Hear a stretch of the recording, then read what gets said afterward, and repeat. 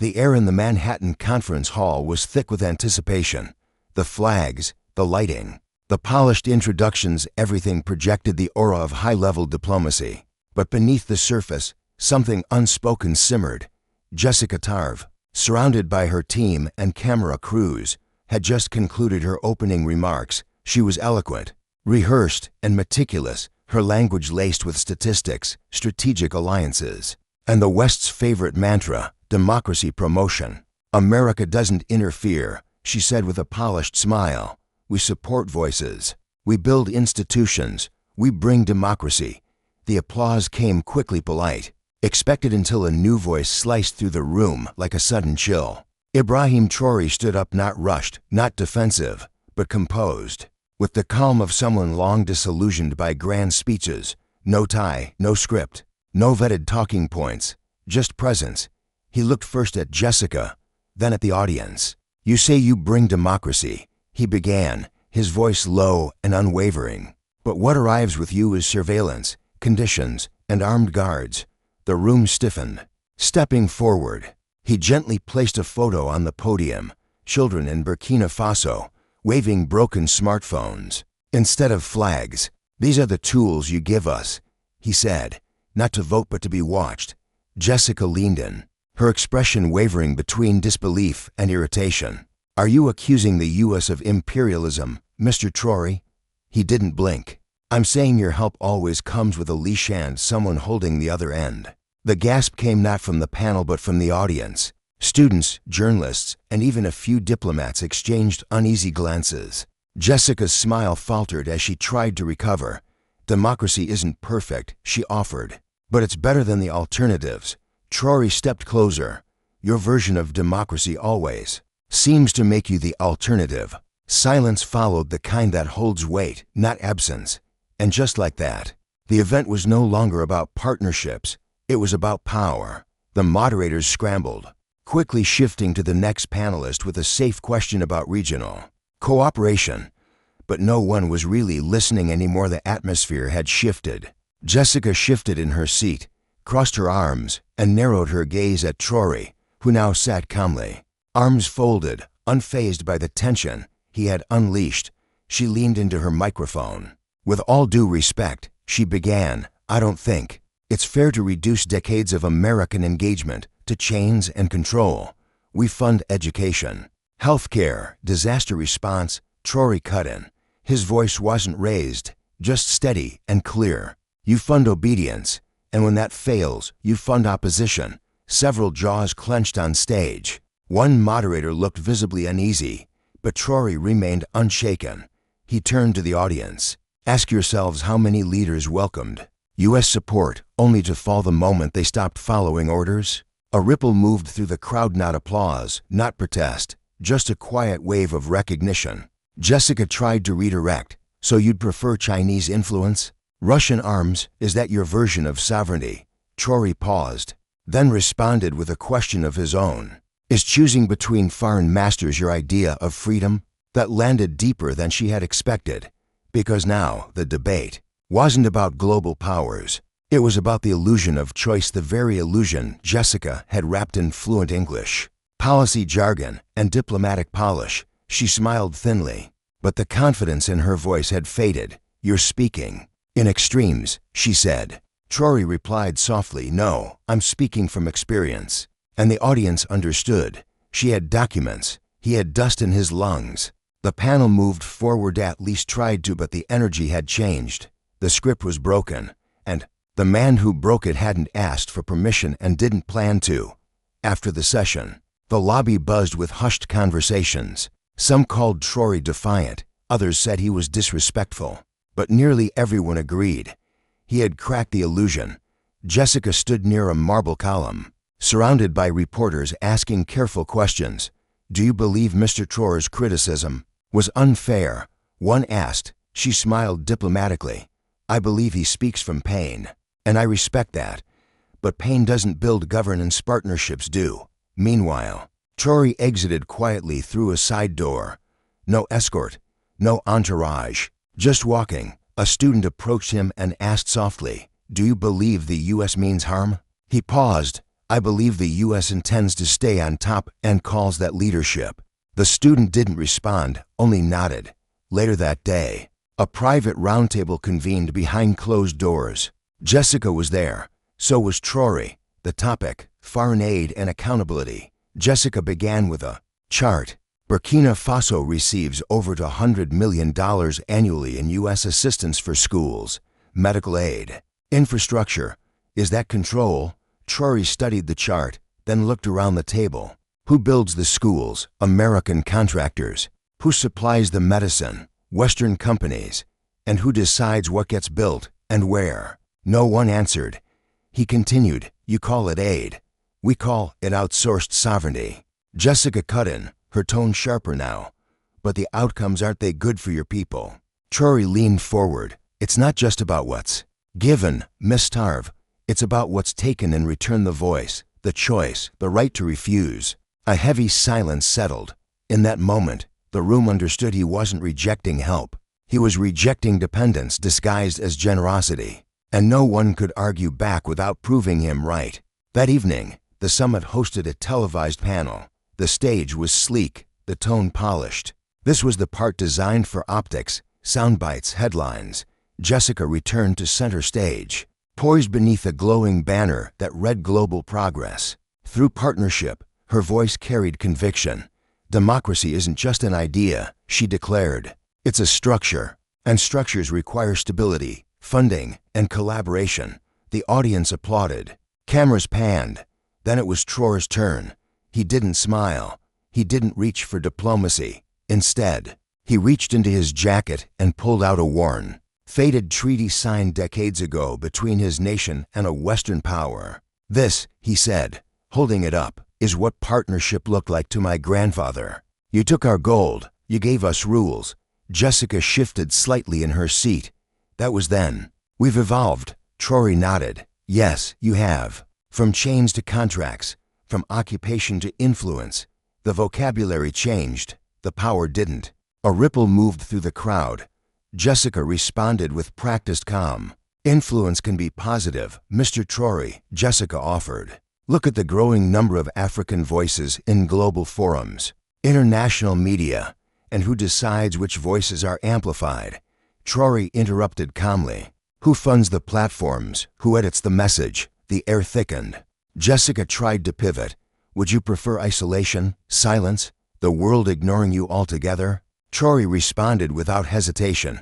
I'd prefer a voice that doesn't need permission to be heard. The room fell still, because somewhere between the rehearsed lines and stage lights, a simple truth had broken through.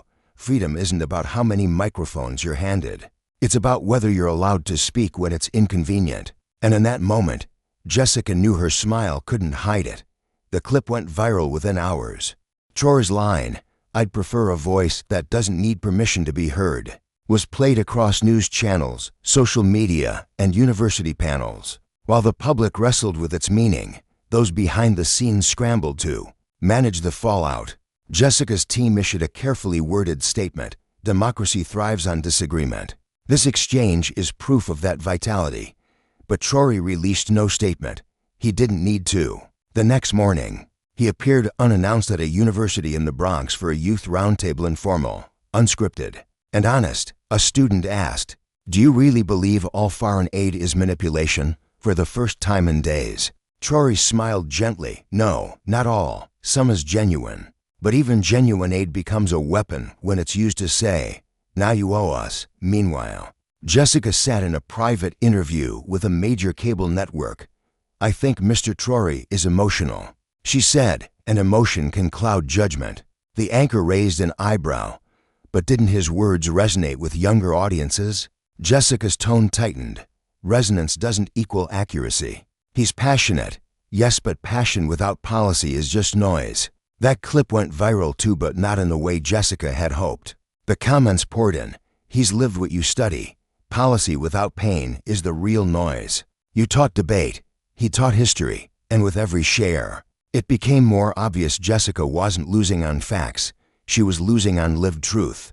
Back in his hotel room, Traoré scanned the headlines. He didn't gloat, didn't smile, just turned to his aide and said quietly, they built a system where you can speak freely, so long as you say what they want to hear.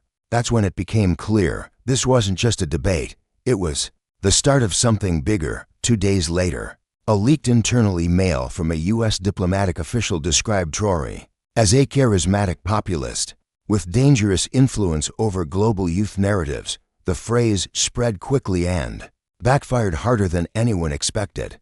Traoré didn't hold a press conference or demand an apology. Instead, he stepped into a town hall in Philadelphia, where dozens of young Americans had gathered not necessarily because they agreed with him, but because they were curious.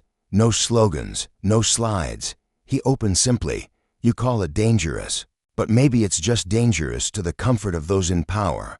Meanwhile, Jessica, prepping for her next studio segment in D.C., was asked by a producer, "Are you going to address the leaked memo?" She hesitated, then replied, "No, he'll just use it as proof he's right. That's what populists do." The word populist was meant to discredit, but outside her world of consultants and teleprompters, it didn't land the way she hoped. Back at the town hall, Traoré continued, "You speak of democracy as if it's an export. But if democracy is real, it shouldn't need packaging. It shouldn't come with soldiers or trade conditions." From the back of the room, a woman raised her hand and asked, "So, what do you want from the U.S.?" Traoré looked at her not as a politician, but as someone who had seen his people bury hope beneath contracts and answered, "I want you to stop calling power generosity. I want you to stop selling silence as stability. And I want you to listen not to me, but to the people whose lands you walk on like they owe you something." In D.C., Jessica was live on air again, describing Traoré's tone as confrontational and counterproductive to progress. But something had shifted. Viewers weren't tuning in for her polish anymore. They were listening for the voice that was never meant to be on the stage at all. In a sleek New York studio, she sat across from a prominent journalist for a nationally televised interview. The topic, foreign policy and the rise of anti-Western sentiment. Her delivery was flawless, firm, composed, and rehearsed. "What we're seeing isn't a rejection of democracy," she explained. "It's a misunderstanding of what democracy requires." Leaders like Traoré appeal to emotion, but offer no real alternatives. The host nodded, cautiously. Still, his message seems to be resonating, especially with youth. Jessica smiled, just enough. That's the danger of charisma without accountability. But even as she spoke, the control she once had over the narrative was slipping. Across social media, Traoré's quiet fire was spreading not through press briefings or state-backed media, but through raw clips, quotes, and moments that refused to disappear. "You call it democracy. We call it discipline." That one line alone had over 10 million views. And the more Jessica tried to define him, the more visible her framing became. At a university in Chicago, a political science professor paused mid-lecture to play a 30-second clip of Traoré speaking about the cost of Western alignment. When it ended, a student raised their hand and asked, "Why don't our leaders talk like this?" The room fell silent. Meanwhile, Jessica's next interview aired that evening. She leaned into the argument she'd practiced all week. Democracy must come with structure. That includes oversight. If Mr. Traoré resists oversight, what does that say about his values? That was the moment Traoré finally broke his silence.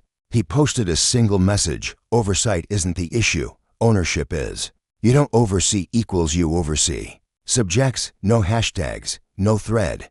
Just a sentence that landed harder than any press release. And with that, the words used to dismiss him, populist, emotional, dangerous, began to lose their weight. Because people had stopped looking for perfect, they were looking for unfiltered. And polished as she was, Jessica couldn't compete with that. She was flown to Brussels to attend a closed-door strategy session with key Western diplomats and media analysts. The agenda, countering narratives that were rapidly eroding U.S. credibility abroad. One official didn't sugarcoat it. "Traoré's words are being picked up in places we never anticipated: student unions in Berlin, youth groups in Nairobi, even congressional interns in D.C." Jessica responded with controlled frustration. "Because we let him own the emotional ground. If we don't reset the story, we lose the room." But outside that room, something else was unfolding.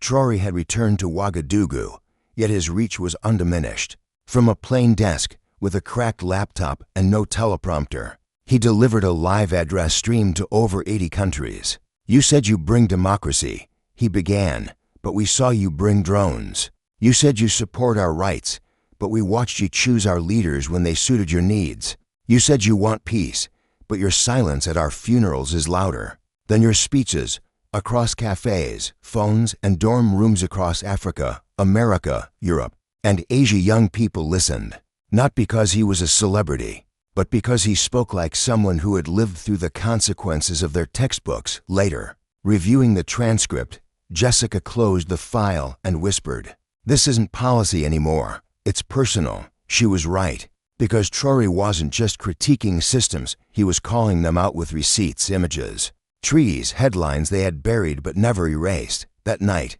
a journalist asked her one final question: "What do you say to young people who believe Traoré speaks more truth than our elected officials?"